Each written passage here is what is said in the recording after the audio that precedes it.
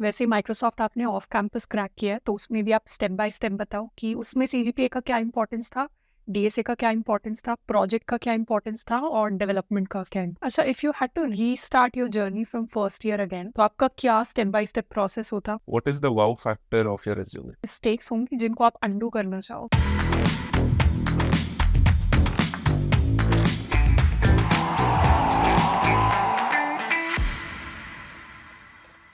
सबसे पहले आप अपने बारे में बताओ कि आप कहाँ से हो, कौन से ईयर में हो, कौन सी कंपनीज आपने क्रैक करी हैं, राइट, और क्या चल रहा है अभी। So basically, I'm from Gazipur, but I've completed my high school and intermediate from Varanasi. Then I moved to Dehradun for my further studies, which is BTech in Computer Science and Engineering from Graphical University. And currently, I'm in my third year. And yeah, I've got offers from Amazon and Microsoft for the internship. First year से एक बार अपना journey बताओ आप कि first year में आपने क्या किया, सेकंड ईयर में क्या किया, थर्ड ईयर में अभी क्या कर रहे हो, फोर्थ ईयर का क्या प्लान। फर्स्ट ईयर में तो सर जब मैंने कॉलेज में एडमिशन लिया तो कुछ ज़्यादा सीनियर से इंटरेक्शन था नहीं, क्योंकि सीनियर से भी हमारे साथ ही आए थे। लास्ट ईयर कोविड चल रहा था, तो उसके बाद सीनियर से बहुत ज़्यादा इंटरेक्शन नहीं था और सीनियर्स को भी उतना एक्सपीरियंस नहीं था क्योंकि वो भी लॉकडाउन में ही थे। बट स्टिल कुछ ऐसे सीनियर्स मिले और कुछ सही दोस्त मिले जिनसे गाइडेंस रही कि कैसे पढ़ाई करनी है और क्या करना है। लेकिन उस टाइम भी मैं थोड़ा हेजिडेंट था हैकाथॉन्स या कॉन्टेस्ट या डीएसए को लेके। मुझे लगता था कि काफ़ी बड़ी चीज़ें हैं, ये मेरे से तो टैकल नहीं हो पाएंगी फ़िलहाल के लिए। सो फर्स्ट ईयर तो मैंने ये एक्सप्लोर करने में और क्या करना चाहिए क्या नहीं करना चाहिए इसमें काफ़ी ज़्यादा टाइम दिया। फिर सेकेंड ईयर में मैंने डीएसए खुद से शुरू किया कि लेट्स स्टार्ट कि देखते हैं क्या होता है। फिर सेकेंड ईयर में ही ऑलमोस्ट अल्फा का कोर्स आया। So I was already following both of you. So उसे काफ़ी मतलब एक सेंस ऑफ ट्रस्ट था कि कोर्स अच्छा होगा ही। सो जब मैंने अल्फ़ा का कोर्स स्टार्ट किया तो एक अच्छा पाथ था उसमें और सिलेबस बहुत ही ज़्यादा स्ट्रीमलाइन था, तो उससे मुझे काफ़ी सपोर्ट मिला। उसके बाद सेकेंड ईयर और थर्ड ईयर मिड तक मैंने ऑलमोस्ट जो भी सिलेबस था वो ख़त्म कर लिया था। So then I started practicing DSA questions, both LeetCode और कोड प्रोसेस पे मैंने क्वेश्चंस शुरू किए प्रैक्टिस करने आफ्टर कंप्लीटिंग द सिलेबस। पहले मेरे से नहीं होते थे, मैं अटक रहा था तो थोड़ा कॉन्फिडेंस स्लो होता है, but still I was trying. But एक बार सिलेबस कंप्लीट होने के बाद I was more focused on practicing problems daily. So till now, even after the internships, I do practice questions, but I'm more into exploring development now. तो आशुतोष, आपका 2 companies के अंदर selection हुआ है, अमेजोन एंड माइक्रोसॉफ्ट। तो दोनों के ही step by step आप बताओ क्या क्या प्रोसेस था जिसके थ्रू आपको अपनी इंटर्नशिप्स मिली। और इसमें ये बताओ साथ में कि जीपीए कितना रोल था, डीएसए का कितना रोल था, आपके प्रोजेक्ट्स का कितना रोल रहा था, कितने राउंड्स हमारे हुए थे।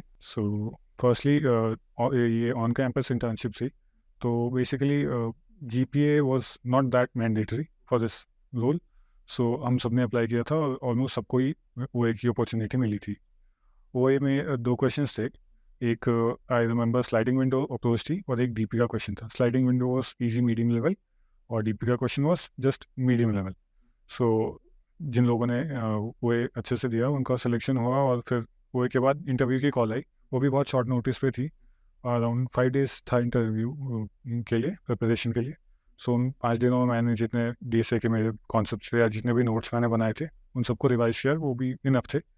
और फिर अमेजोन में इंटर्न रोल के लिए एक ही इंटरव्यू राउंड होता है अब तक, जिसमें वो 2 डीएसए क्वेश्चंस पूछते हैं, प्रोजेक्ट्स पे क्वेश्चन पूछते हैं एंड देन वो कंक्लूड कर देते हैं इंटरव्यू। सो इंटरव्यू में मुझसे स्टार्ट हुआ तो इंट्रोडक्शन हुआ पहले। इंट्रोडक्शन के बाद उन्होंने मेरे जो इंट्रोडक्शन में प्रोजेक्ट्स मैंने बताए थे या जो स्किल्स बताई थी उस पर थोड़ा डिस्कस किया, मेरे प्रोजेक्ट्स पे और ज़्यादा डिस्कस किया। उसके बाद उन्होंने डीएसए क्वेश्चंस पूछे। There were basically 2 interviews. One was the HR and other was the technical person. So the HR was in the background. He wasn't visible to me. उन्होंने मुझसे 2 क्वेश्चन पूछे। फर्स्टली जो DSA question था वो मेरा DP पे based था, वो भी मीडियम लेवल ही था। इम्प्रूव द सोल्यूशन और गिव बेटर टाइम कॉम्प्लेक्सिटी, जो कि आपकी रिस्पॉन्सिबिलिटी आपको पूछना है इफ़ यू नो कि एक बेटर अप्रोच हो सकती है इस पर। सो वो मैंने किया। उसके बाद they were interest, so they move to next question. Next question उसमें ग्राफ का क्वेश्चन था, बेसिकली वो बीएफएस एप्लीकेशन था। नेक्स्ट क्वेश्चन में भी सेम प्रोसीजर मैंने किया। मैंने अपनी जो भी इंटरमीडिएट अप्रोच थी वो बताई, फिर उन्होंने सोल्यूशन चेक किया मेरा। उसके बाद उन्होंने खुद पूछा कि क्या आप इसे और इम्प्रूव या कुछ और तरीके से ऑप्टिमाइज़ कर सकते हैं, या इसके अलावा आप कोई और अप्रोच लगा सकते हैं, जो मैंने बताई उनको, और they were fairly impressed. So this is how the Amazon interview ended. अभी कॉलेज के अंदर क्या CGPA चल रहा है आपका? सर मेरा 8.9 चल रहा है, अराउंड 9। इस बार थोड़ा कम हो गया क्योंकि उसी रिजल्ट्स के टाइम, मतलब एग्जाम्स के टाइम मेरे सारे इंटरव्यूज थे। So but still it's 8.9। What is the importance of CGPA? So Is it important? yeah, for the intern role, I think it's not that important because companies focus on more on how well you know your projects and DSA. But I guess for the full-time role, it is important because companies get a criteria to shortlist a lot of candidates on this basis. So yeah, it is fairly important for software role. तो ये तो आपका Amazon का हो गया। वैसे Microsoft आपने off campus crack किया है, तो उसमें भी आप स्टेप बाय स्टेप बताओ कि उसमें CGPA का क्या इंपॉर्टेंस था, DSA का क्या इंपॉर्टेंस था, प्रोजेक्ट का क्या इंपॉर्टेंस था और डेवलपमेंट का क्या importance? So Microsoft was off campus opportunity. So जब मैंने अप्लाई किया तो मैंने एक बार जॉब डिस्क्रिप्शन बहुत अच्छे से पढ़ा, और उसमें जो जो स्किल्स रिक्वायर्ड थी और जो जो मेरे पास स्किल्स थी उस टाइम, मैंने वो सारी इंक्लूड की। और जो जो रेलेवेंट प्रोजेक्ट्स थे, रेलेवेंट प्रोजेक्ट्स मतलब कि जो जॉब डिस्क्रिप्शन में रिक्वायर्ड है एंड एल्स जो आपको लगता है कि हाँ इस रोल के लिए बेनिफिशियल हो सकते हैं, वो मैंने प्रोजेक्ट्स डाले थे। And CGPA was above 9 that time. So वो उस टाइम CGPA शॉर्ट लिस्टिंग का मुझे उतना डर नहीं था। उसके बाद मैंने प्रोजेक्ट्स AI/ML से रिलेटेड और एक वेब डेवलपमेंट का प्रोजेक्ट डाला हुआ था रिज्यूमे में। सो उससे काफ़ी हेल्प मिली मुझे लगता है।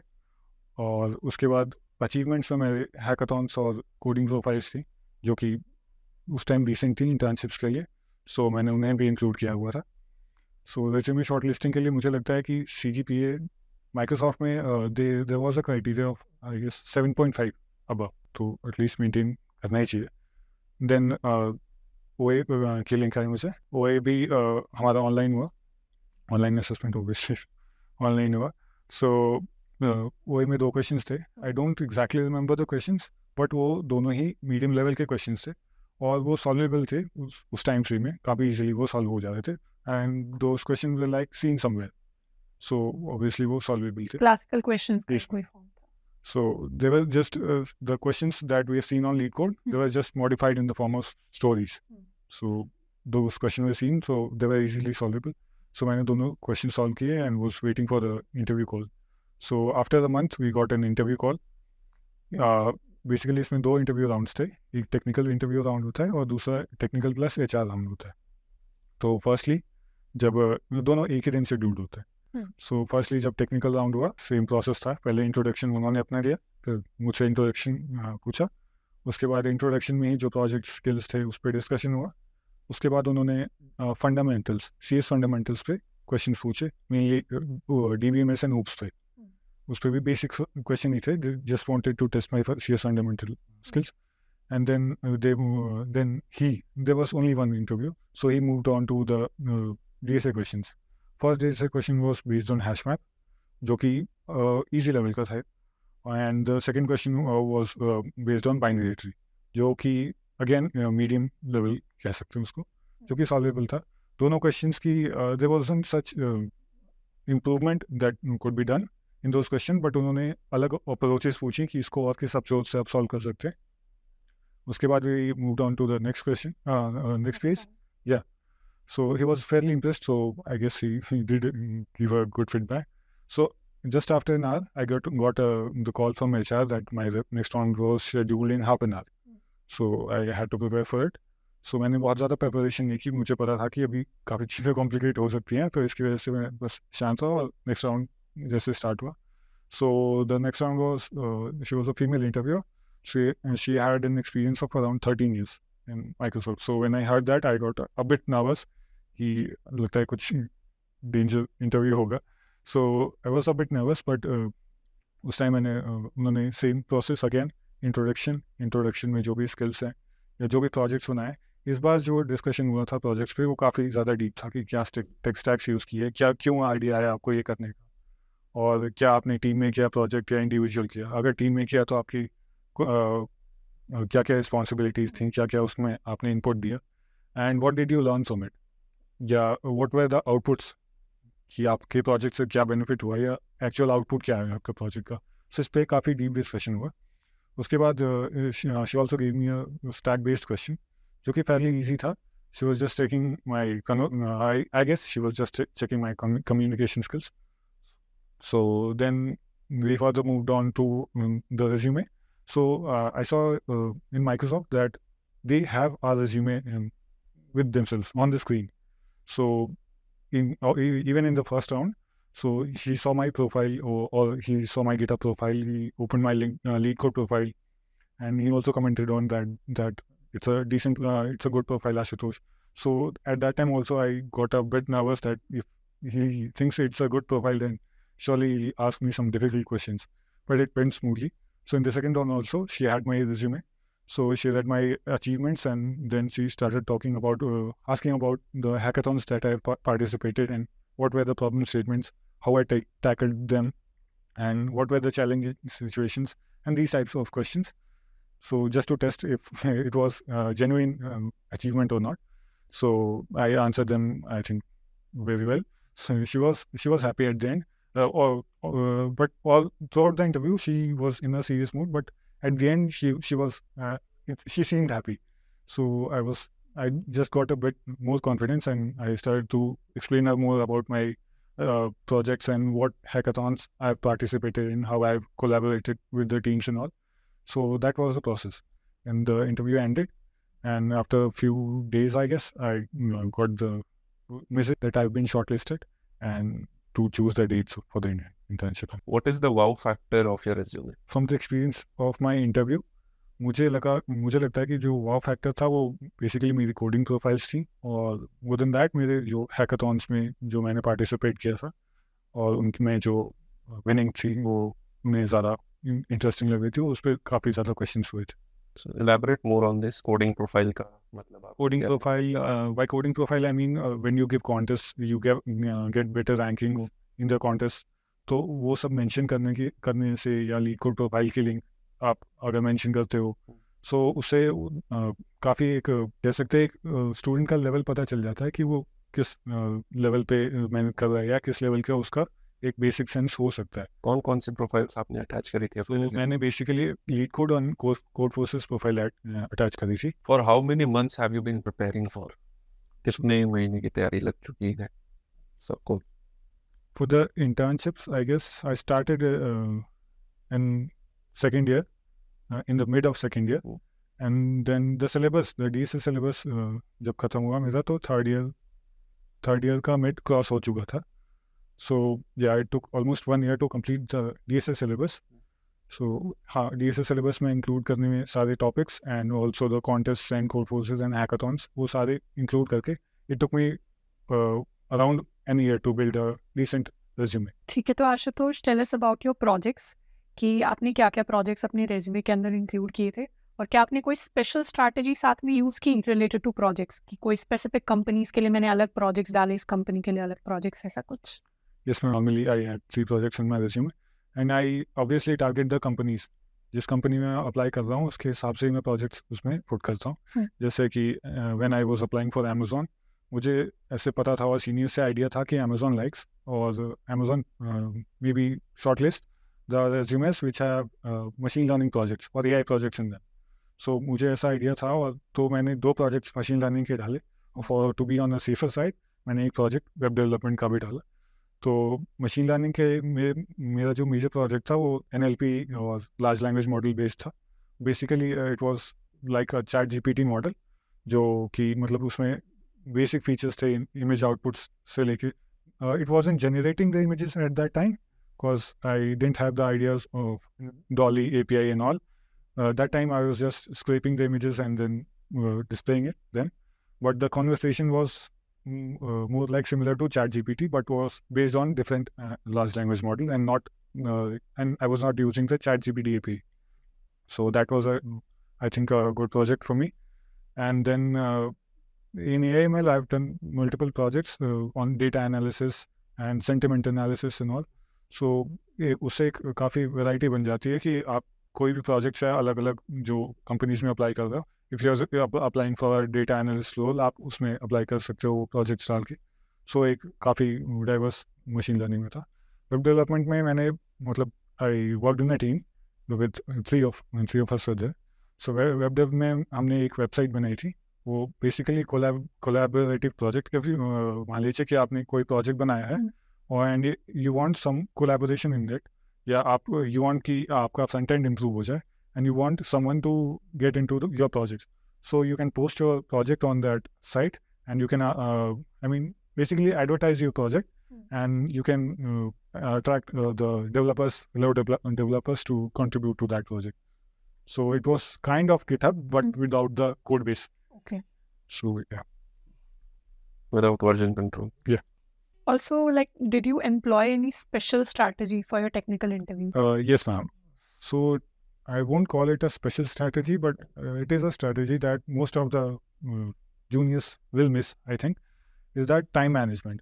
So when you know that you will be asked 2 questions, generally in an interview you already know through research and through other articles, आपको पहले ही पता होता है कि इंटरव्यूज में कितने क्वेश्चन पूछे जाएंगे या कैसे क्वेश्चन रहेंगे या क्या फ्लो रहेगा इंटरव्यू का, जो कि आपको सीनियर से पता चल जाता है। सो उसमें टाइम मैनेजमेंट बहुत ज़्यादा ज़रूरी है। अगर आप पहले क्वेश्चन में या पहले ही DSA क्वेश्चन में आप बहुत ज़्यादा टाइम ले लेते हैं, so it's not the responsibility of the interview कि आपको एक वो एक्स्ट्रा टाइम दे। ये आपकी रिस्पॉन्सिबिलिटी है कि आप उस टाइम को कैसे मैनेज कर रहे हैं और आप सारे क्वेश्चंस एक डिसेंट फेज में बता रहे हैं। सो ना बहुत ज़्यादा जल्दी ना बहुत ज़्यादा धीरे, सो एक डिसेंट पेस में बताना है आपको सारे आंसर्स, और उस टाइम में आपके आंसर्स कंप्लीट हो जाने चाहिए। आई नो सम फ्रेंड्स जो कि बहुत अच्छे हैं DSA में, but they took a lot of time in explaining those answers, so the interviewers didn't extend the time for them. Over explanation नहीं होना चाहिए क्योंकि टाइम स्पैन फिक्स्ड है हर इंटरव्यू। अच्छा, if you had to restart your journey from first year again and दोबारा से आपको इन्हीं दोनों कंपनीज को क्रैक करना होता, तो आपका क्या स्टेप बाय स्टेप प्रोसेस होता? कौन सी चीज़ आप पहले सीखते, किस चीज़ को आप ज़्यादा प्रायोरिटी देते? बेसिकली क्या रोड मैप आप फॉलो करना चाहते if you had to recrack these companies? जब तक आप इन्वेस्टेड नहीं हो किसी चीज़ में, आपका कुछ उसमें नहीं गया है, तब तक आप उसको सीरियसली नहीं करो। आपको लगेगा कि यार कल कर लूँगा, परसों कर लूँगा, ऐसे थोड़ी नहीं है, कुछ जा थोड़ी रहा है मेरा। जब कुछ आपका ज़्यादा होता है तो आपको लगता है कि नहीं यार इसमें तो पैसे दिए मैंने, 5,000 तो वसूल करना। कॉलेज में किसी ने 15 लाख रुपए दिए, उससे मोटिवेशन नहीं था ना उसको। सर कॉलेज में 15 लाख ये एक्सप्लोर करने में, मुझे घर से अब फ्रीडम मिल गई है, ये तो करना ही था। सबने दिए, किसी ने 15 लाख दिए, किसी ने 2 लाख दिए, ये तो करना ही था, ये सब करते हैं। जो सब नहीं करते हैं उसमें मैंने इन्वेस्ट किया है, और इसको अगर छोड़ा तो कुछ तो जाएगा, क्योंकि एक लिमिटेड टाइम पीरियड है, इतने टाइम में कोर्स आपको कंप्लीट करना है, वरना सिलेबस भी छूटेगा, पैसे भी डूब जाएंगे। तो ये एक मोटिवेशन है। कॉलेज हम सारे स्टूडेंट्स ग्रांटेड लेते हैं, यार कॉलेज में एडमिशन तो होना ही है। अब कोई भी अभी 12th में बच्चा होगा तो कितना भी सोच रहा होगा कि कॉलेज जाना, ये तो ग्रांटेड है यार, ये कॉलेज जाना है। हाँ, अपने फ्यूचर वर्जन जो फर्स्ट ईयर में है उसको आपको एक पन्ने पे 1 2 3 4 करके लिखना और आगे टाइम लिखना है। शुड स्टार्ट फ्रॉम DSA में एक डिसेंट टाइम होता है कि आप अगर आप बिगिनर हो तो आप बेसिक से लेके अगर DP ग्राफ इन सारे टॉपिक्स तक जाना चाहते हो तो आप 8 to 10 मंथ्स आप दोगे उसमें, then you can enter in development.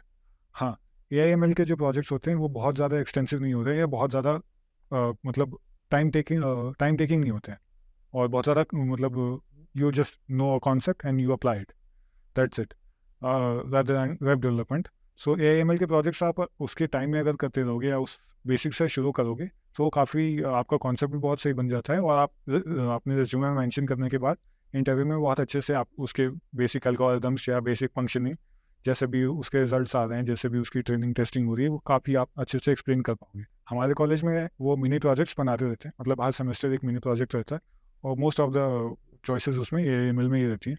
सो उसे हमें स्टार्टिंग में ही बेसिक आइडिया हो गया था कि AI/ML के प्रोजेक्ट्स कैसे बनते हैं और क्या क्या इनके यूज़ केसेस हो सकते हैं। Then you can get into web development, जो कि काफ़ी एक बड़ा टॉपिक है। सो ड्यूरिंग वेब डेवलपमेंट आपको ऐसा नहीं करना है कि आप सिर्फ वेब डेवलपमेंट ही कर रहे हो, क्योंकि ऐसा भी नहीं है कि आप एक साथ 2 काम कर सकते हो, but still you can revise your DSA topics, consistently give the contest and then work on a particular project, या आप कोई नया टेक स्टैक सीख रहे हो तो आप उस पर काम एक साथ कर सकते हो। वो ज़्यादा आपके लिए ईजी रहेगा rather than focusing on web development and DSA at the same time, क्योंकि वो बहुत ज़्यादा हेक्टिक हो जाएगा और कोई भी एक चीज़ कंप्लीट नहीं हो पाएगी। मोस्ट ऑफ द स्टूडेंट्स को फर्स्ट ईयर में यही नहीं पता होता कि प्रोजेक्ट्स होते क्या हैं एक्चुअली। मुझे भी नहीं पता था, मेरे किसी दोस्त को नहीं पता था, मैंने कोशिश की पूछने की, तो वो मेरे से ही पूछते थे भाई तू ही बता दे क्या होते हैं प्रोजेक्ट्स। सो एग्जैक्टली उन्हें पता ही नहीं होता कि प्रोजेक्ट्स होते क्या हैं, बनता क्या है या क्या करते हैं उसमें। सो हैकाथॉन्स में पार्ट लेने से ये होता है कि आपको एग्जैक्टली पता चलता है कि प्रोजेक्ट्स होते क्या हैं, और एक कॉन्फिडेंस आता है, एक मतलब फर्स्ट स्टेप लेने का कॉन्फिडेंस आता है कि हाँ मैं भी कुछ बना के ट्राई ये रास्ता दिखता कैसे? कर मेरे हिसाब से। अच्छा, was there a time in your entire journey when you felt underconfident, जब आपको थोड़ा लो फील हुआ एंड उसको आपने कैसे टैकल किया? For the under confidence I would say the starting phase, जब आप फर्स्ट ईयर में रहते हो तो सबसे ज़्यादा अंडर कॉन्फिडेंट होते हो, क्योंकि आपको बड़े बड़े नाम सुनने को मिलते हैं, DSA, AI, machine learning, web development. और उस टाइम कुछ बच्चे आपके साथ जो आ रहे होते हैं वो पहले से भी पढ़ रहे होते हैं, वो स्कूल में भी डेवलपमेंट करके आ रहे होते हैं, कुछ के पहले से ही कोडिंग प्रोफाइल्स होते हैं, मेरे कॉलेज में कुछ ऐसे भी, और कुछ पहले से ही प्रोजेक्ट्स कर रहे होते हैं। तो उसमें थोड़ा अंडर कॉन्फिडेंट फील होता है कि यार मैं ये कहाँ आ गया। तो उस टाइम सबसे ज़्यादा लो फेज था, और प्रॉपर गाइडेंस नहीं मिलना, या एक तो ऑलरेडी आप Tier 3 कॉलेज में आपने एडमिशन लिया है, एक्सपेक्टेशंस भी हैं कि अब खुद से भी एक्सपेक्टेशन है कि यार कुछ तो अच्छा करना पड़ेगा। तो वो टाइम एक बहुत क्रूशियल टाइम होता है जिसमें आपको देखना पड़ता है कि हाँ, अगर अगल बगल वाले कर ले रहे हैं तो मैं भी कर लूँगा। ऐसा नहीं करना है कि अगर भाई वो तो कर ले रहा है लेकिन मेरे से तो नहीं हो पाएगा, वो इतनी आगे बढ़ चुका है। हमें उसको ऐसे लेना चाहिए कि अगर वो कर सकता है तो मैं भी कर सकता हूँ, I have the same capability. So वो एक लो फेज होता है सबके ही हर कॉलेज स्टूडेंट के लाइफ में होता है वो लो फेज, जब आप देखते हो कि कॉलेज से 45 लाख 50 लाख की प्लेसमेंट्स लग रही हैं, and you see your preparation कि यार मेरे से तो लग रहा है नहीं हो पाएगा। सो ऐसे नहीं देखना है, जब वो कर सकते हैं तो आप भी कर सकते हैं, बस आपको एक कंसिस्टेंसी रखनी है और सही तरीके से पढ़ाई करनी है, बहुत आसानी से हो। कुछ बच्चों का लास्ट इंटरव्यू में भी डाउट था कि if Graphic Era is a Tier 3 college, then how is Amazon or JP Morgan coming on campus placement? Yes, sir. So I read the comments. So they were more focused on JP Morgan. So JP Morgan was basically JP Morgan and Chase, and it was coming for via the tie-up from Code for Good challenge. जो Code for Good challenge hackathon होता है. So उसमें एक मेरे college ने, I don't have this idea कि मेरे college ने एक बार लगाया था या कंपनी ने 8.5 CGPA के ऊपर अगर आपकी है तभी you can apply. So that was the thing. And Amazon ने पहले भी हायर किया है हमारे कॉलेज से, so Amazon keeps on visiting our college. अच्छा, पूरी अपनी प्लेसमेंट अपनी इंटर्नशिप जर्नी के अंदर how did you balance your academics along with your internship preparation? क्योंकि आपकी GPA भी अच्छी है, 8.9 nearly 9 is a very good GPA to have, और आपकी इंटर्नशिप्स भी अच्छी जगह लगी, तो कैसे टाइम मैनेजमेंट किया आपने कॉलेज में? सो मैम जितना ये डिफ़िकल्ट लगता है उतना है नहीं एक्चुअली, क्योंकि इंजीनियरिंग एग्ज़ाम्स हम सब कहते हैं कि यार बहुत फंसे हुए हैं, कॉलेज की भी पढ़ाई और प्लेसमेंट के लिए प्रिपरेशन करनी है, लेकिन सबको पता है कि सब वो आखिरी दिन ही पढ़ते हैं, लास्ट नाइट स्टडी होती है, पूरी रात मैंने वीडियो लेक्चर्स देखे, यूट्यूब से ही पढ़ा है। सो आप अगर एग्ज़ाम से पहले भी 1 हफ्ते या 15 दिन अगर दे देते हो अपने एकेडमिक्स को या कॉलेज की पढ़ाई को, सो आपकी डिसेंट CGPA मेंटेन हो जाती है। दूसरी एग्जैक्ट सेम थिंग जो बहुत लोगों ने कही है कि एक ऐसा दोस्त बनाओ जो एकेडमिक्स पे बहुत ध्यान दे रहा है, उसके नोट्स उठाओ, उसको उठाओ कि भाई पढ़ा दे, बस चीज़ें शेफ हो जाती। सो और प्लेसमेंट के लिए वही सेम कंसिस्टेंसी, और साथ में फिर एक गुड अच्छा फ्रेंड सर्कल होना ज़रूरी है, क्योंकि Tier 3 में एक कोडिंग कल्चर अच्छा होना बहुत डिफिकल्ट होता है। So you have to choose the right group, कि आप किस ग्रुप को ज्वाइन कर रहे हो, आप ऐसे घूमने फिरने वाले ग्रुप को ज्वाइन कर रहे हो या आप पढ़ाई वाले ग्रुप को ज्वाइन कर रहे हो, तो ये आप पे डिपेंड करता है। You should have a good balance of both, क्योंकि आपको ऑब्वियसली कॉलेज है तो आपको काफ़ी चीज़ें एक्सप्लोर करनी है, बट आपको समझदारी से वो ग्रुप चूज़ करने पड़ेंगे जिससे आपकी ग्रोथ हो। इनफैक्ट एक ग्रुप ऑफ फ्रेंड्स वाली चीज़ ऐसी है जो शुरुआत में रियलाइज़ नहीं होती, पर हमें 3rd 4th ईयर में जाके रियलाइज़ होता है, अच्छा मेरा ग्रुप ऐसा था। Yes ma'am. Can you share a memorable or challenging interview experience? I think it's a challenging experience that I had. So basically, when you're not aware कि आपके इंटरव्यूअर के पास आपका रिज्यूमे है, आपने सारे प्रोजेक्ट्स एकदम एक लाइन बाय लाइन आपने एक्सप्लेन किए हुए हैं, हर एक बुलेट पॉइंट आपने बहुत ही ध्यान से आपने लिखा हुआ है कि ये फीचर्स थे। सो जब आपके इंटरव्यूअर के पास आपका रिज्यूमे है या आपको पता चलता है तो थोड़ी एक नर्वसनेस आ जाती है, और तब भी जब उसके पास 13 ईयर्स का एक्सपीरियंस, क्योंकि मोस्ट ऑफ द टाइम क्या होता है कि बच्चे बोस्ट करते हैं बहुत ज़्यादा अपने रिज्यूमे में, तो जिन्होंने बोस्ट नहीं भी किया उनको भी थोड़ा अंडर कॉन्फिडेंट वो हो जाते हैं कि यार अब तो लग रहा है कि रिज्यूमे से काफ़ी क्वेश्चंस पूछेंगे, या हैकाथॉन से काफ़ी क्वेश्चन, या कोडिंग प्रोफाइल चेक कर ली तो क्या होगा, मेरी तो पहले ऐसी रेटिंग थी अब तो कम हो गई, मैं तो पहले वाली डाल रखी थी। सो ये सारी चीज़ें, तो जब मेरा रेज्यूमे उनके पास गया तो थोड़ी नर्वसनेस हुई कि इससे अब हो सकता है कि और ज़्यादा डीप क्वेश्चंस पूछे जाएंगे, बट थोड़ा कॉन्फिडेंस था क्योंकि मैंने कुछ ऐसे बहुत ज़्यादा ही नहीं लिखा था, और जो प्रोजेक्ट्स मैंने किए थे क्योंकि मुझे पता था कि रेज्यूमे पे डिस्कशन होने ही वाला है, सो जो प्रोजेक्ट्स मैंने एक्चुअली किए थे, जो खुद से किए थे या जिस पे मेहनत की थी, वही प्रोजेक्ट्स डाले, और जिसमें मुझे काफ़ी नॉलेज थी वही प्रोजेक्ट्स डाले, और कोडिंग प्रोफाइल्स तो एविडेंट थी उसमें, वो चेक कर सकते थे। So I was confident, at the same time was nervous कि ऐसा तो मैंने एक्सपेक्ट नहीं किया था कि वो भी, जब आपका इंटरव्यूअर का एक्सपीरियंस इतना ज़्यादा होता है तो आप और ज़्यादा अंडर कॉन्फिडेंट हो जाते हो कि अब शायद कुछ गड़बड़ हो सकती है। In fact I also remember Microsoft में पीपीओ के टाइम पे मेरा एक इंटरव्यू हुआ था, तो वो भी एक डिपार्टमेंट की डायरेक्टर ही थी, she was also female interviewer. तो मुझे भी काफ़ी नर्वसनेस हुई थी कि इतने सीनियर लोग कैसे इंटरव्यू ले रहे हैं, क्योंकि जनरली यंग सॉफ्टवेयर इंजीनियर्स आके ले रहे होते थे। शुरुआत से कोई माइंडसेट था कि किस प्रकार की कंपनी को टारगेट कर रहा हूँ, कौन सी कंपनीज को टारगेट कर रहे हैं? बेसिकली सभी फोकस करते हैं कि मतलब फर्स्ट ईयर में कि बड़ी कंपनीज, गूगल, माइक्रोसॉफ्ट, अमेजोन और बहुत सारी बड़ी कंपनीज हैं, सो उन पे ही फोकस करते हैं शुरुआत से।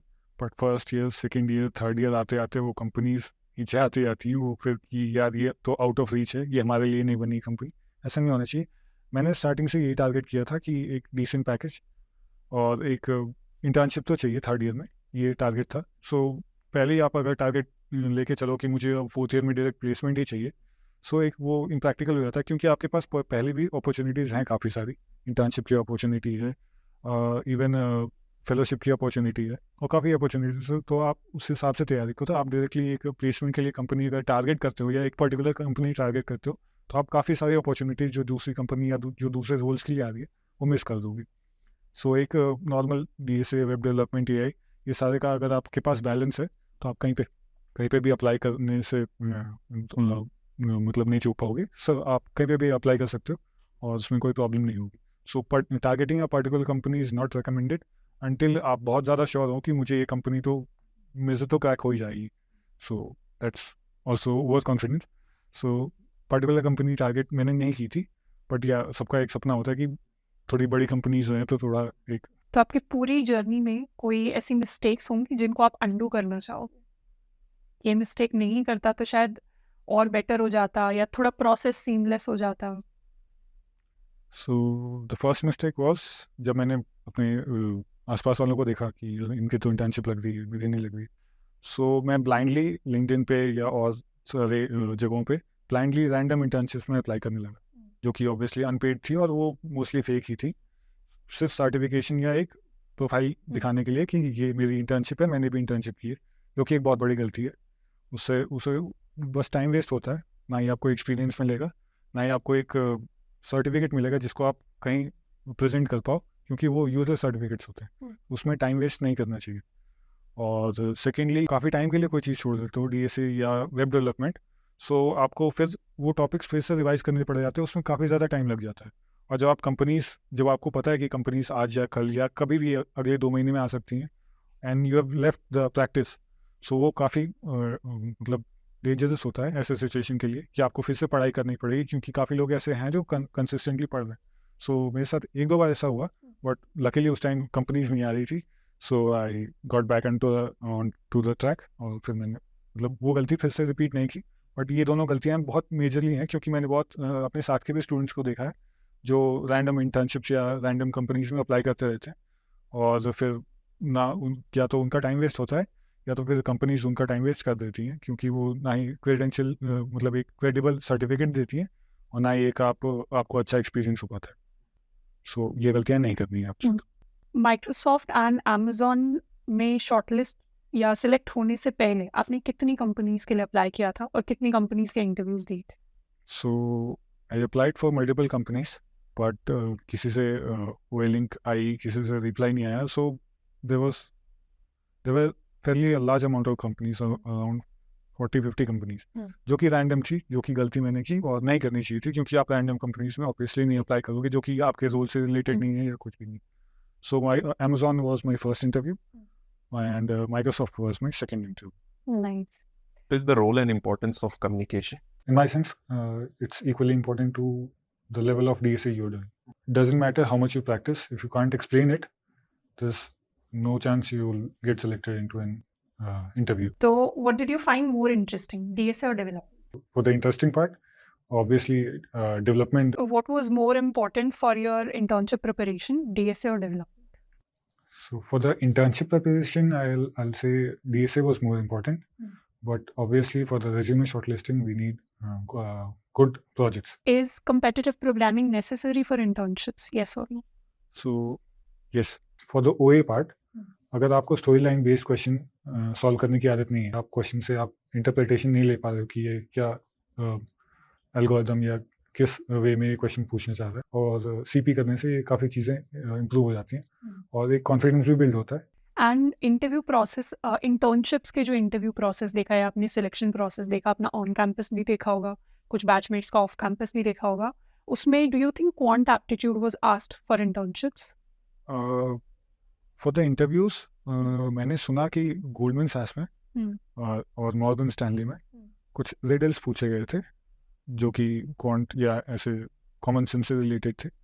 ऑल्सो जो ओए प्रोसेस था उसमें इन दोनों कंपनीज में क्वांट एप्टीट्यूड और reasoning, logical reasoning and all, वो उसका एक पर्टिकुलर सेक्शन ही था. मतलब वो काफ़ी एक लंबा एग्जाम था और बेसिक इस पे ही फोकस था, रीजनिंग एंड क्वांट एप्टीट्यूड पे.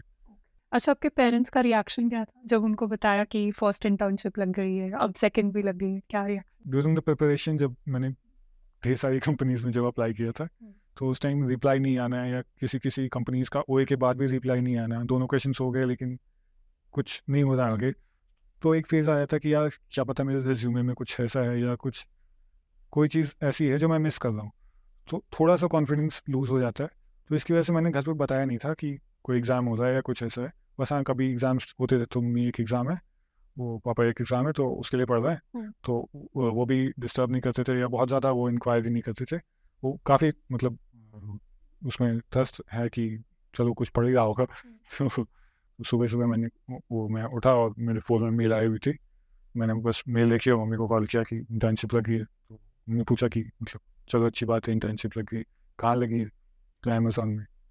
तो वो पहले तो एक होता है ना कि अमेज़ॉन, अच्छा अमेज़ॉन में लग गई, तो एक वो थोड़ा टाइम लगा उनको डाइजेस्ट करने में. गई थी वो खुश हो गई काफ़ी ज़्यादा. फिर मैंने तो पापा को कॉल किया, उसके बाद उनको भी बताया, तो सेम उनको भी सेम रिएक्शन था. पहले उनको टाइम लगा कि अच्छा इंटर्नशिप लग गई, चलो बहुत अच्छी बात है, कब से है? तो उनका था कि अब नेक्स्ट सिटी कब चेंज कर लो, कब से है. फिर उसके बाद उन्होंने पूछा कि अच्छा कौन सी कंपनी में, ये बताओ. अमेज़ॉन में. तो काफ़ी खुश हुए. आशुतोष के पूरे इंटरव्यू प्रोसेस से हमें ये की लर्निंग्स मिली है कि सबसे पहले तो आप अपनी कॉलेज के अंदर जीपीए अच्छी रखें. इन्होंने अपनी जीपीए 8.9 रखी और इंटर्नशिप के दौरान जब कंपनी आ रही थी तो वो और 9+ की तरफ आपकी थी, तो वो एक इनका स्ट्रॉन्ग पॉइंट था. दूसरा ये कि इन्होंने डीएसए के ऊपर एक अच्छी ग्रिप बनाई.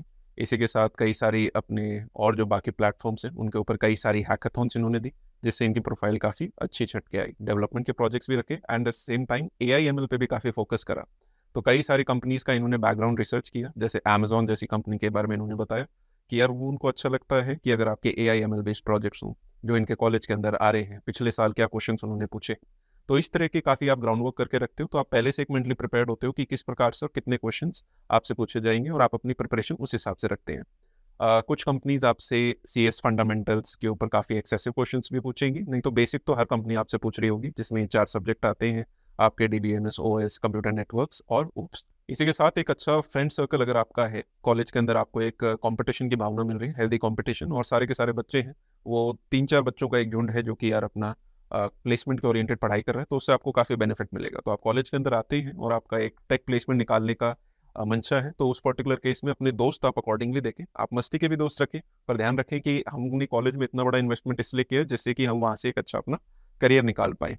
एट द सेम टाइम आपके कम्युनिकेशन स्किल्स बहुत ज़्यादा मैटर करेंगे, और जब आप टेक प्लेसमेंट की तैयारी करोगे तो आपके इंग्लिश कम्युनिकेशन स्किल्स अच्छे होने चाहिए. तो ऐसे के अंदर आप अपने दोस्तों के साथ प्रैक्टिस करें, आप अपना खुद का वीडियो रिकॉर्ड करें, देखें मैं किस हिसाब से बोलता हूँ, और एक अपनी सेल्फ प्रैक्टिस रखें कि किस प्रकार से मैं बोलता हूँ और कैसे कॉन्फिडेंटली अपनी चीज़ें रख पाता हूँ.